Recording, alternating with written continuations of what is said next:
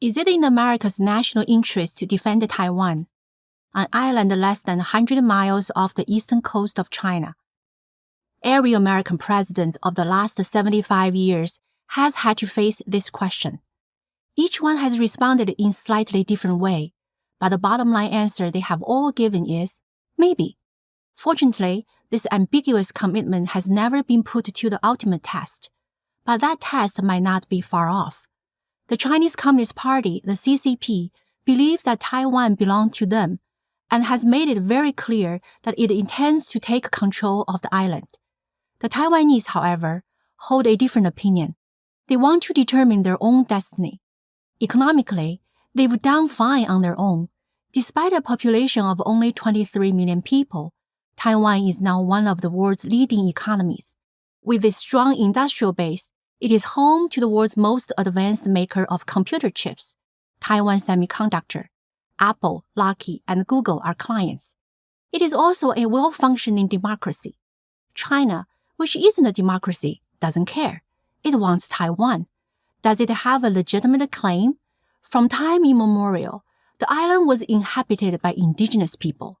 Beginning in the 16th century, the Portuguese, Dutch, and Spanish each established a small colonial presence.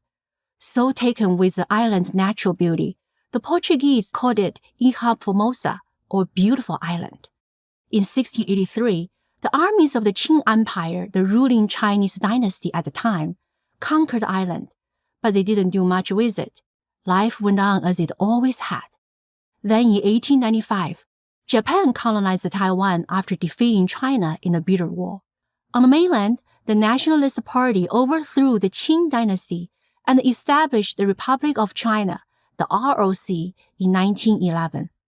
The ROC government took over control of Taiwan in 1945 after the Allies defeated Japan in World War II. Almost immediately, a brutal civil war broke out between the ROC, led by Chiang Kai-shek, and the Chinese Communist Party, led by Mao Zedong. By 1949, Mao has prevailed and established the People's Republic of China. Chiang and the remainder of the ROC government, along with 2 million followers, fled to Taiwan. From that moment on, the two sides traveled along opposite paths. It is not that Taiwan was a model of democracy. Chiang was a dictator until his death in 1975. But he was a valuable asset to the United States during the Cold War. With a large standing army at his command, Chiang exerted a restraining influence on Mao. In exchange for this, the United States continued to recognize the ROC as official representative of the Chinese people. But that was unsustainable. Communist China was a nation with close to 1 billion people, 1/5 of the world's population. In 1970, President Richard Nixon and his Secretary of State Henry Kissinger were the first to accept this reality. As a gesture to Mao, they kicked out Taiwan from the UN Security Council and gave its seat to Communist China. In 1972, Nixon and Kissinger made their historic trip to China. In 1979, President Jimmy Carter granted Communist China full diplomatic recognition. As a counterbalance, called its Consolation Prize, the U.S. Congress passed the Taiwan Relations Act. Although the act didn't guarantee that the U.S. would defend Taiwan in the event of an invasion by Communist China, it didn't rule out U.S. intervention either. To Taiwan's credit, it didn't let these diplomatic setbacks stop its march to democracy. After Chiang's death in 1975, his successors gradually implemented political and economic reforms. The economy boomed. It is still booming. None of this matters to the Chinese Communist Party. In fact, Taiwan's success has only inflamed the tensions. Here's why. Taiwan's fully functioning democracy and the dynamic economy discredits the CCP's claim that democracy is a Western idea incompatible with Chinese culture, and that only the Communist Party can provide the Chinese people with stability and prosperity.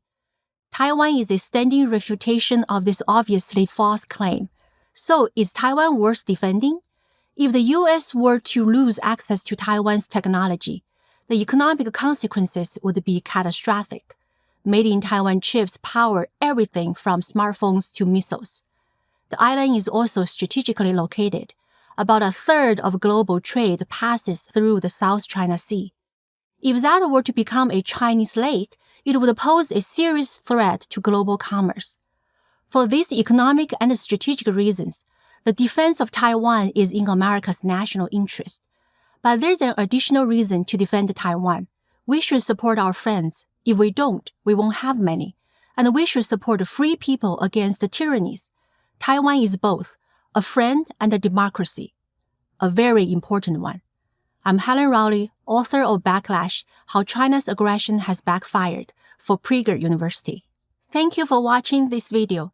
To keep PragerU videos free, please consider making a tax-deductible donation.